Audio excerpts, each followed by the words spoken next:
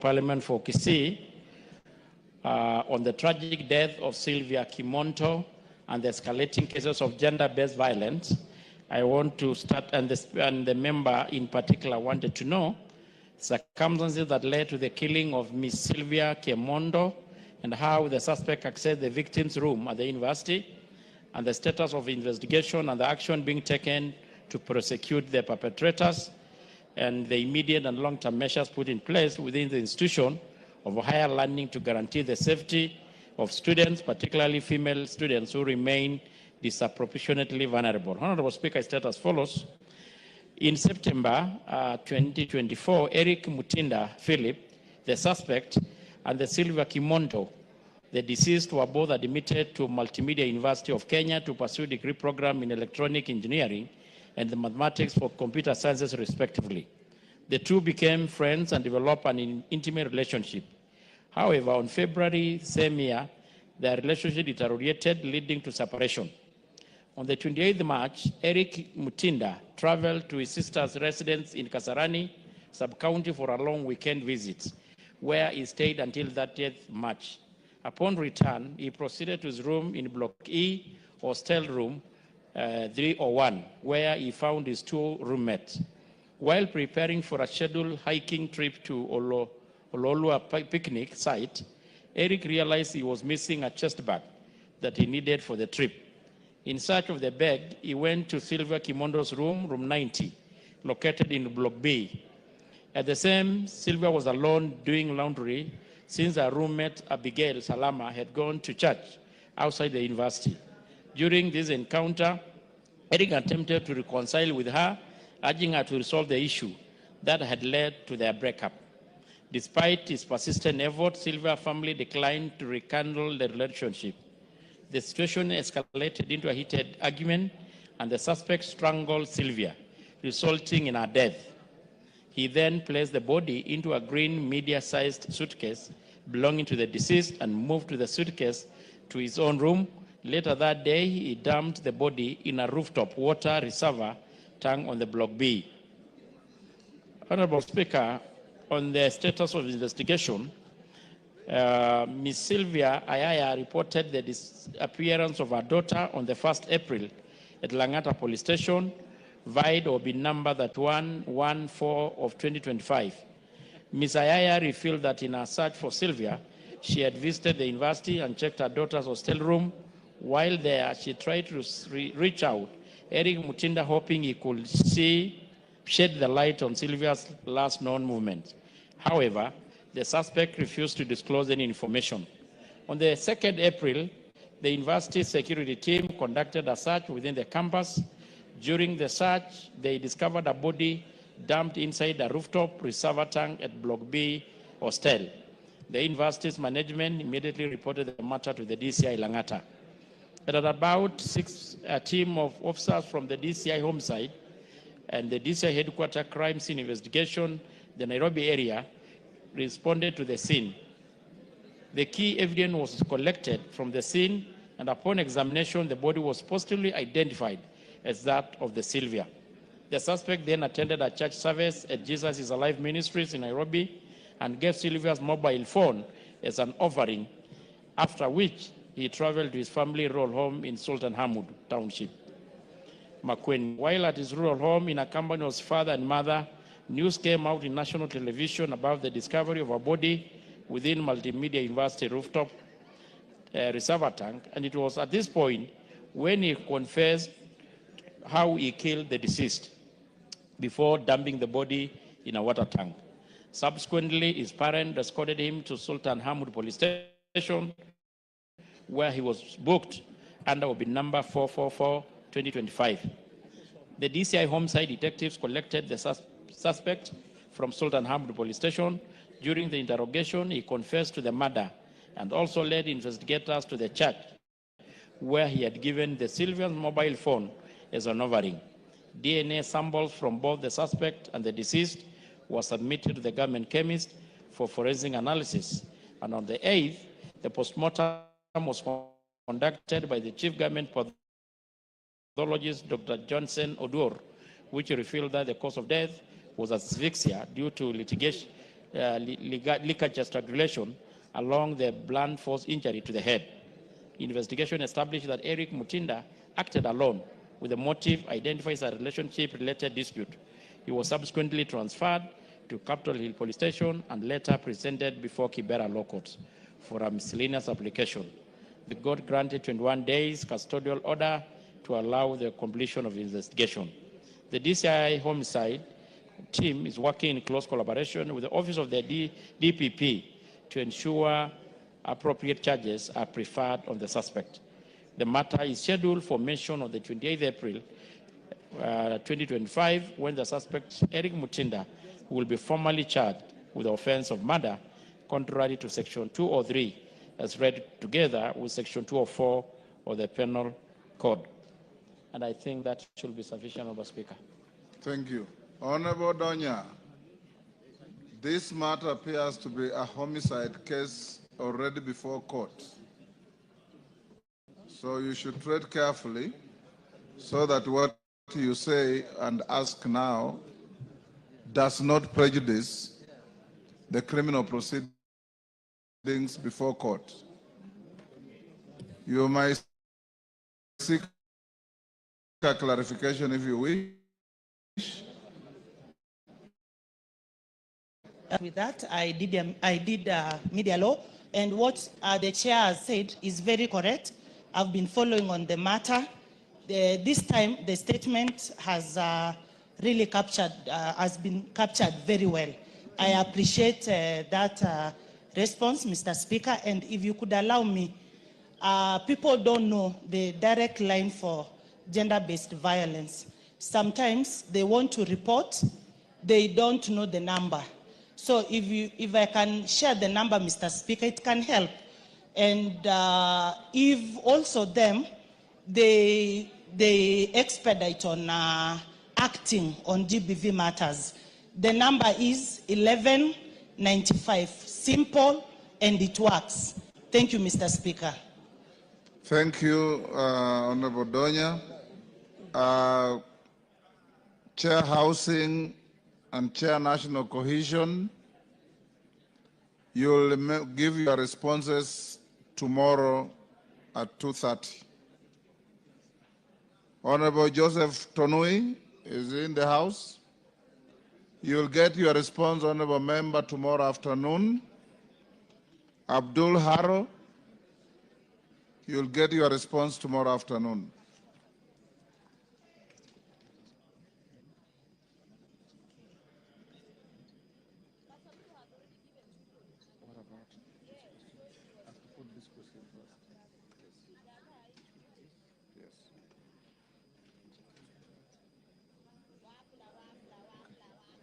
Honorable members, before we call the next order, allow me to acknowledge Nairi Mirimo Primary School from Samburu East. Samburu is in the public gallery. I welcome the students, their teachers, and whoever is accompanying them to the house. Thank you. Next order. Order number 8, procedural motion, extension of sitting time until conclusion of business. Majority Leader. Honorable Speaker, thank you very much, Honorable Speaker. Honorable Speaker, like I say, today is Committee of Supply.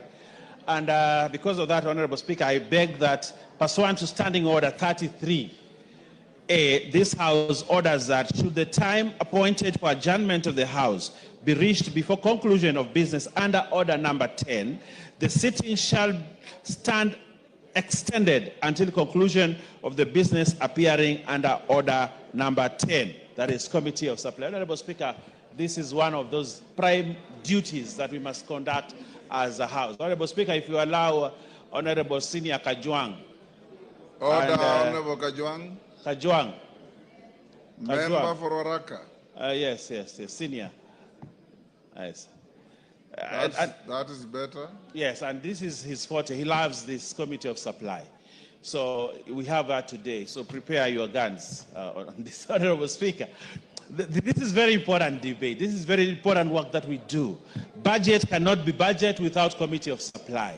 The money that we will appropriate here cannot be issued out unless we have Committee of Supply, where we supply every department with funds that they require to run the next financial year. Honorable Speaker, this is noble duty, noble task, and therefore we request, in the event that we do not finish before close of business today, we extend time to ensure that we complete the business and ensure that we leave today when we have supplied all the money, Honorable Speaker. Honorable Speaker, having said that,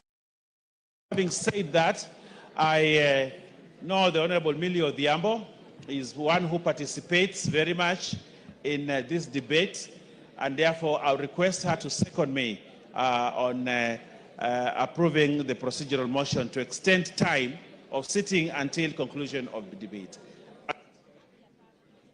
Honorable Millie. Thank you, Mr. Speaker. Mr. Speaker, I do second that this is a very straightforward procedural motion just to extend time. I do second. Thank you. Members on their feet, take your seats.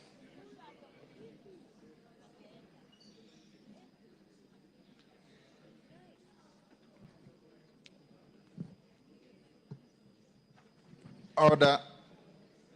Honorable members, I now propose the question at order number 8, which is that pursuant to the Standing Order 33A, this House orders that should the time appointed for adjournment of the House be reached before conclusion of business under order number 10, the sitting shall stand extended until conclusion of the business appearing under order number 10, Committee of Supply. Put the question. I now put the question at order number 8, order, which is that pursuant to Standing Order 33A, this House orders that should the time appointed for adjournment of the House be reached before conclusion of business under order number 10, the sitting shall stand extended until conclusion of the business appearing under order number 10, Committee of Supply. As members of that opinion say aye. Will those of the contrary opinion say nay? The ayes have it. Honorable members, what it means now is that you will go on with the committee up to midnight. If you do not finish, then you will go on tomorrow morning. So we'll allow the proceedings to go on up to midnight. That's the end of the day. Today, 1 minute past midnight is tomorrow. So at midnight, we stop the clock. Tomorrow in the morning, if we are not finished, we have to get back to the committee so that we can finish, because whatever you are doing will inform and be part of the highlights of the budget statement by the Cabinet Secretary for Treasury on Thursday afternoon. Next order. Order number 9, motion. Consideration of the budget estimates for the financial year 2025-2026. Third and final allotted day, question to be put. Order, members on their feet, take your seats. Honorable Naika, take the nearest seat.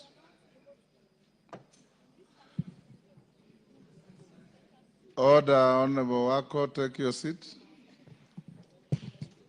Honorable members, I'll now put the question at order number 9, which is that this House adopts the report of the Budget and Appropriations Committee on its consideration of the estimates of revenue and expenditure and the medium term for the financial year 2025-26, laid on the table of the House on Wednesday, 4th June 2025, and pursuant to the provisions of Article 221 of the Constitution, Section 39 of the Public Finance Management Act 2012 and Standing Order 239-1, approves the issuance of a sum of Kenya shillings 2,538,593,978,440 from the Consolidated Fund to meet the expenditure during the year ending 30th June 2026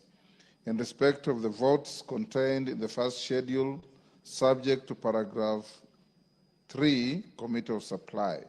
2, makes the policy and financial resolutions contained in the second schedule to the order paper. And 3, orders that the Speaker do now leave the chair to facilitate the consideration of the said budget estimates with respect to each vote and program in the Committee of Supply as contemplated under Standing Order 240, consideration of estimates in the Committee of Supply. As members of that opinion say aye. Aye. Will those of the contrary opinion say nay? Nay. The ayes have it.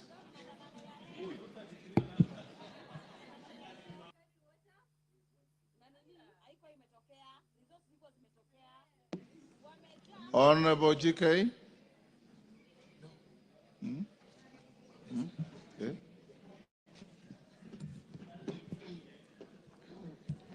Honorable Speaker. Horses, GK, hold your horses.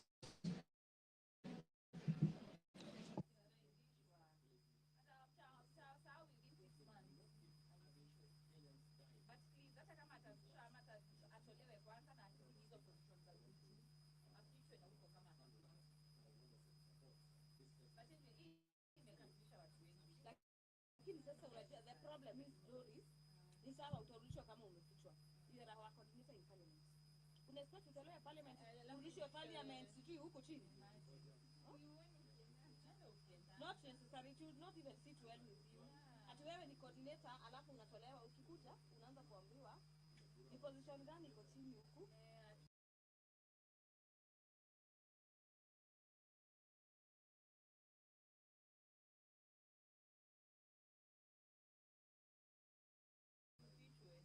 But you know that's what it happens. That's what happens anyway.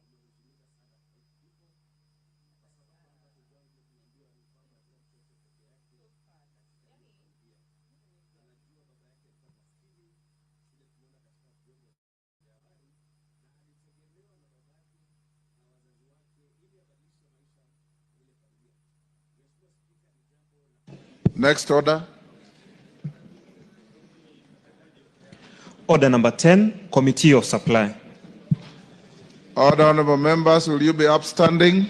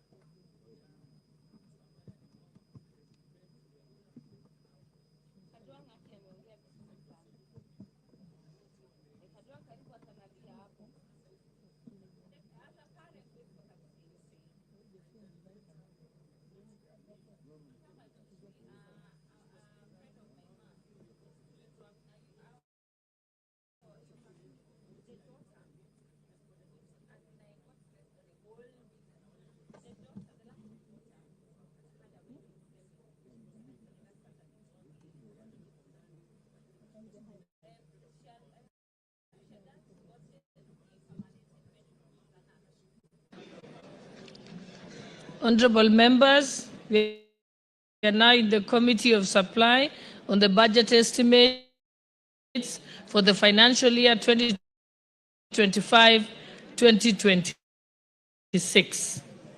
1011, Executive Office of the President. I propose the question that the sum not exceeding Kenya shillings 5,372,401,534 be issued from the consolidated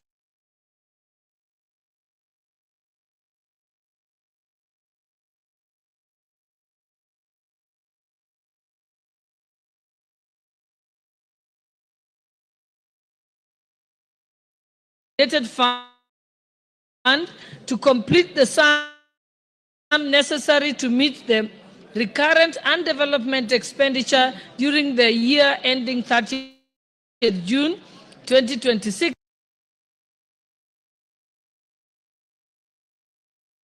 in respect of vote 11011. Programs under vote 1011, 1.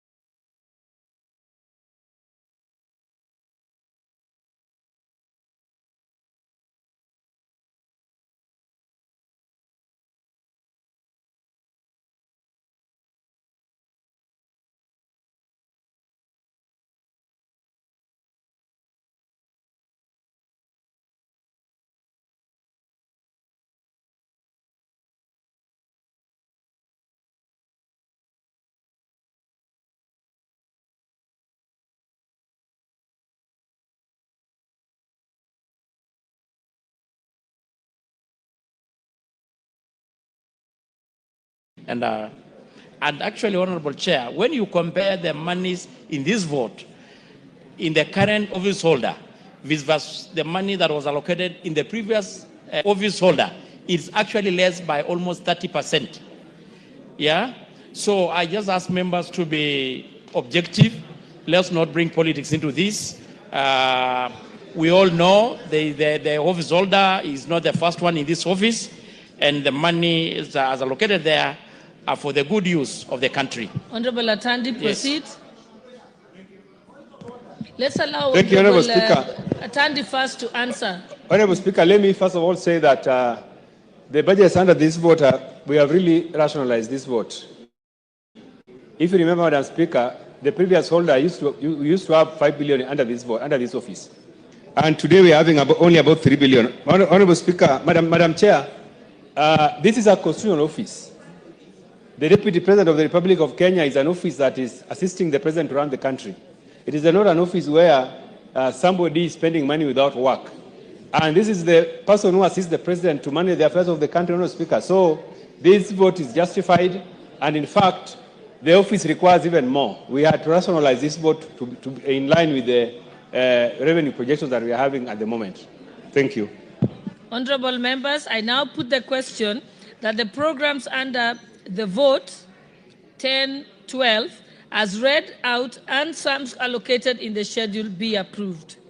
Will as many as of that opinion say aye? Aye. Will as many as of the contrary opinion say nay? Nay. The ayes have it. I now put the question that a sum not exceeding Kenya shillings 3,72,134,559 be issued from the consolidated fund to complete the sum necessary to meet the recurrent and development expenditure during the year ending 30th June 2026 in respect of vote 10-12. Will as many as of that opinion say aye? Will as many as of the contrary opinion say nay? The ayes have it. Vote 10-13, Office of the Prime Cabinet Secretary. I propose the question that a sum not exceeding Kenya shillings 866,803,092 be issued from the consolidated fund to complete the sum necessary to meet the recurrent and development expenditure during the year ending 30th June 2026 in respect of vote 10-13. Program under vote 10-13, Government Coordination and Supervision. I propose the question that the programs under vote 10-13 as read out and sums allocated in the schedule be approved. I now put the question that the programs under vote 10-13 as read out in the and sums allocated in the schedule be approved. Will as many as of that opinion say aye? Aye. Will as many as of the contrary opinion say nay? The ayes have it. I now put the question that a sum not exceeding Kenya shillings 866,803,092 be issued from the consolidated fund to complete the sum to meet the recurrent and development expenditure during the year ending 30th June 2026 in respect of vote 10-13. Will as many as of that opinion say aye? Aye. Will as many as of the contrary opinion say nay? The ayes have it. Vote 10-14, State Department for Parliamentary Affairs. I propose the question that a sum not exceeding Kenya shillings 300,889 be issued from the consolidated fund to complete the sum necessary to meet the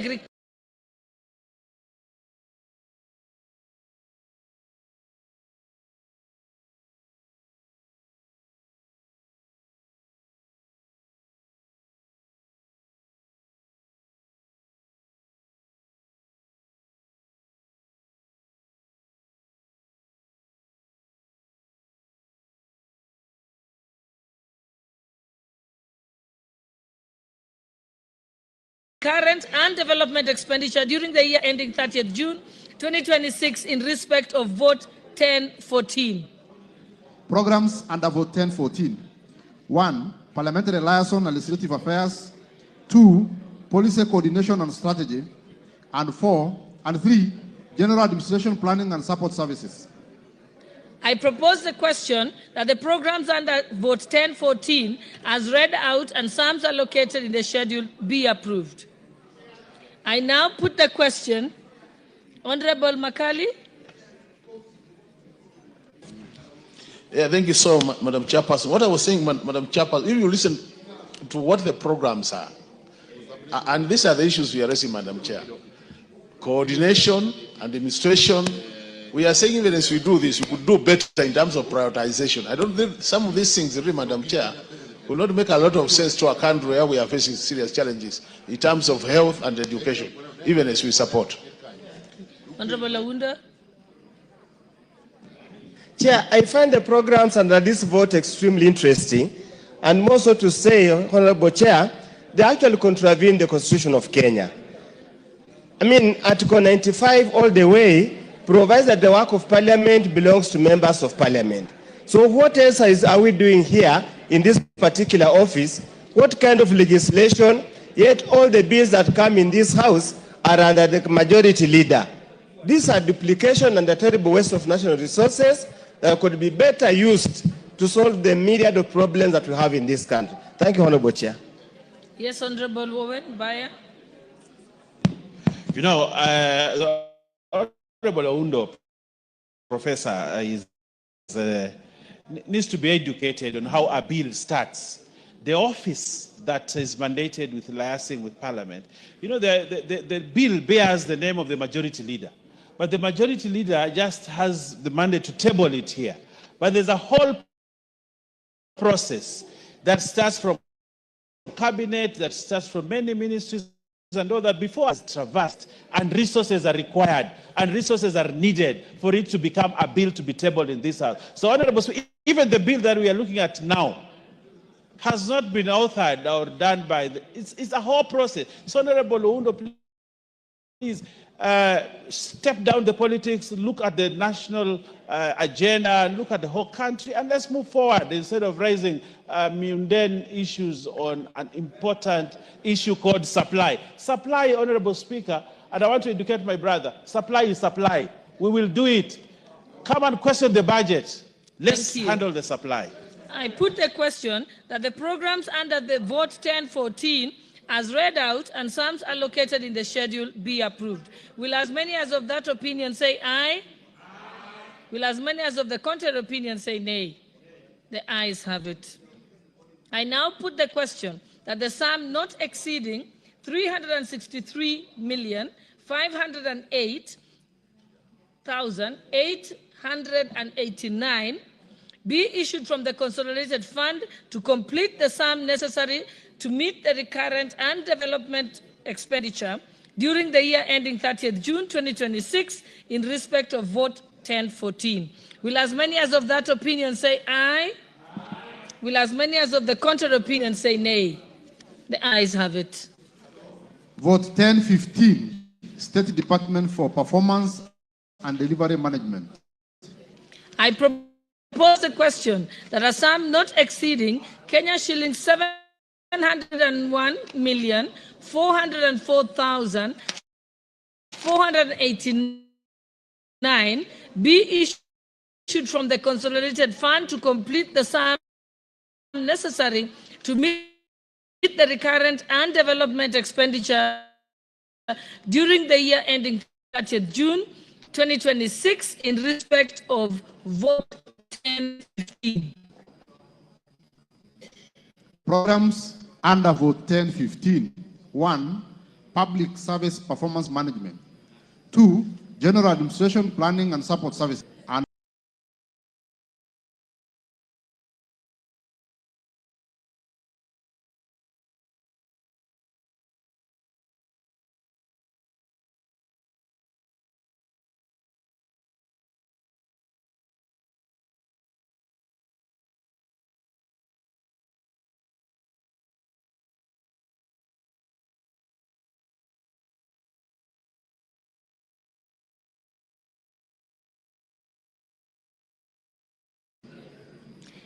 I propose the question that the programs under vote 1015 as read out and sums allocated in the schedule be approved. I now put the question that the programs under vote 1015 as read out and sums allocated in the schedule be approved. Will as many as of that opinion say aye? Aye. Will as many as of the contrary opinion say nay? The ayes have it. I now put the question that a sum not exceeding Kenya shilling 701,404,489 be issued from the consolidated fund to complete the sum necessary to meet the recurrent and development expenditure during the year ending 30th June 2026 in respect of vote 1015. Will as many as of that opinion say aye? Will as many as of the contrary opinion say nay? The ayes have it. Vote 1016, State Department for Cabinet Affairs. I propose the question that the sum not exceeding Kenya shillings 228,723,204 be issued from the consolidated fund to complete the sum necessary to meet the recurrent and development expenditure during the year ending 30th June 2026 in respect of vote 1016. Program under vote 1016, Cabinet Affairs Services. I propose the question that the programs under vote 1016 as read out and the sums allocated in the schedule be approved. I now put the question that the programs under vote 1016 as read out and the sums allocated in the schedule be approved. Will as many as of that opinion say aye? Will as many as of the contrary opinion say nay? The ayes have it. I now propose the question that a sum not exceeding Kenya shillings 228,723,204 be issued from the consolidated fund to complete the sum necessary to meet the recurrent and development expenditure during the year ending 30th June 2026 in respect of vote 1016. Will as many as of that opinion say aye? Will as many as of the contrary opinion say nay? The ayes have it. Vote 1017, State House.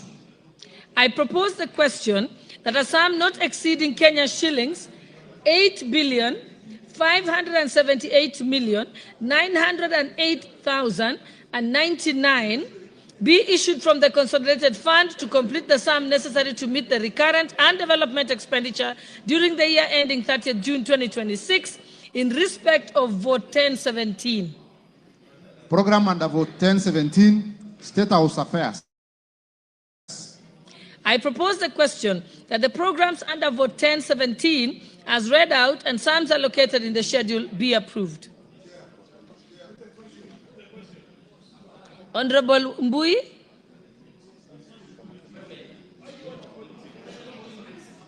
Honorable Nyikal. Chair. Let me give Honorable Nyikal. Whereas I don't propose, I think in future, even this one, we should have the programs. This is a lot of money, 8 billion. Really, we need to know what is it that is being done. Just State House Affairs is not adequate way of explaining to the public what we are doing with the money. Yes, Honorable Makali. You know, Madam Chairperson. Let me give those who have even under the intervention. Even under the Committee of Supplies, and we have been in this house for long. There's no harm making observations on this budget because we want to improve the process. Like under this photo of the State House, Madam Chair, what we are saying is we support it, but Deputy Minority Leader, we have so many mini state houses in this country. We should ask ourselves, are we getting value for money? And this is what we are saying, even as we do them, can we do due diligence to make sure that wherever they are, we are getting, because they have employees, they have staff members and everybody. It becomes very expensive. And we are saying, could you make better use of some of these resources? It's not that we are opposing, but these are important observations so that as we go to the future, we have a record of what we are saying. We support Honorable Chair. Yeah. Honorable Chepkonga. Yeah, thank you, Honorable Speaker. Honorable Speaker, I stand to support this. And I think Honorable Nyikala has just requested just to know. If you are turned to the next page, Madam Chair, you would see under State House, for capital expenditure is 894 million shillings, not a lot of money, as compared to recurrent expenditure of 7.6 billion. So most of it is going towards recurrent expenditure. It is not even for development, Madam Speaker. Madam Speaker. So I support. Okay, honorable members, I now put the question that, yes, oh, Honorable, I didn't see, you don't have your card. No, I have. Honorable TJ, proceed. It was just, yeah. Just press the intervention button, yes. Yes, Madam Chair, Honorable Nyekal is asking a valid question, but of course he knows that, for example, members of the Western Caucus last week, it's a public knowledge that they went to State House. That nyamachoma costs money. Yes, that nyamachoma costs money. But I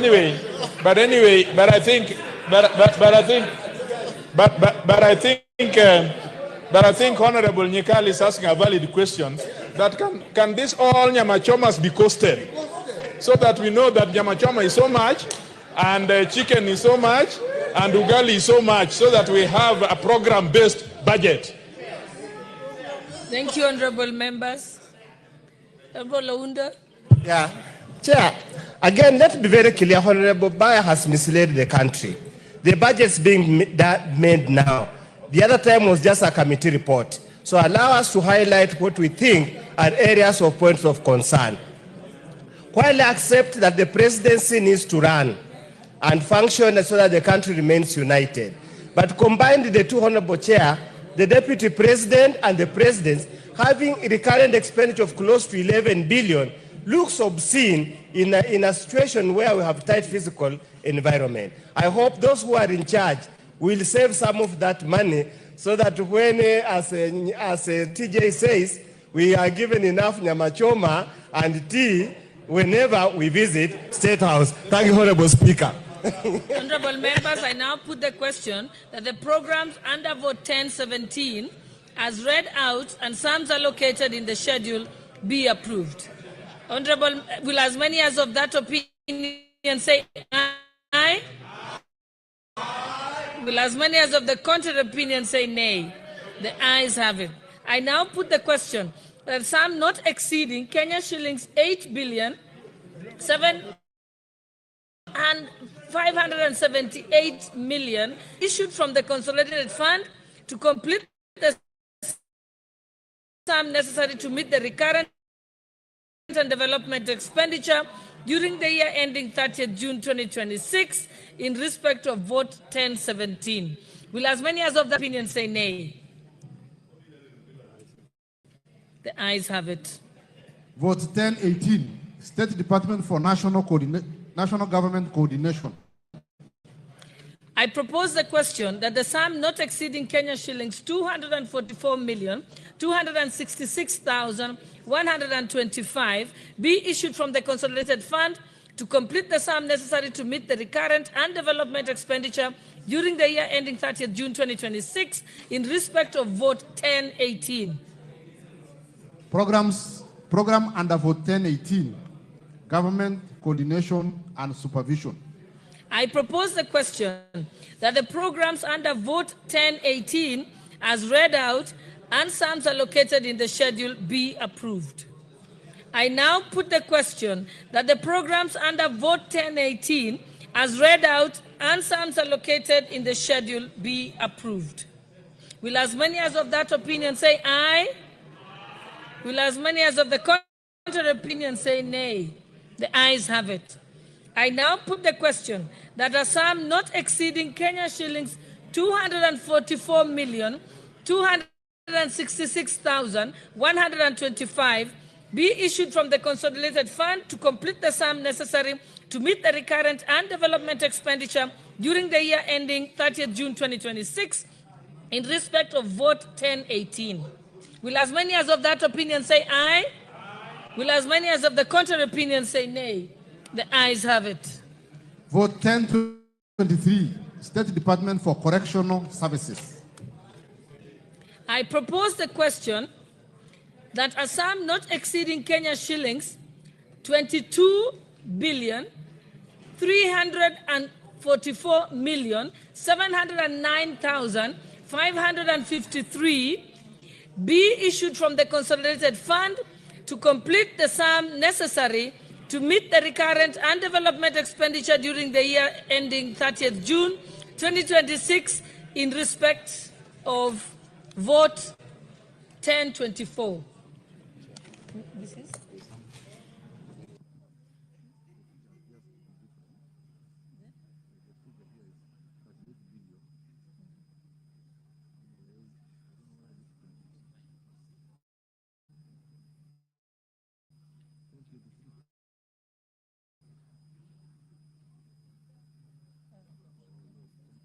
Honorable members, allow me to take that again. I jumped to vote 1024 instead of vote 1023. So we are on vote 1023. I propose, I'll let you read it out first.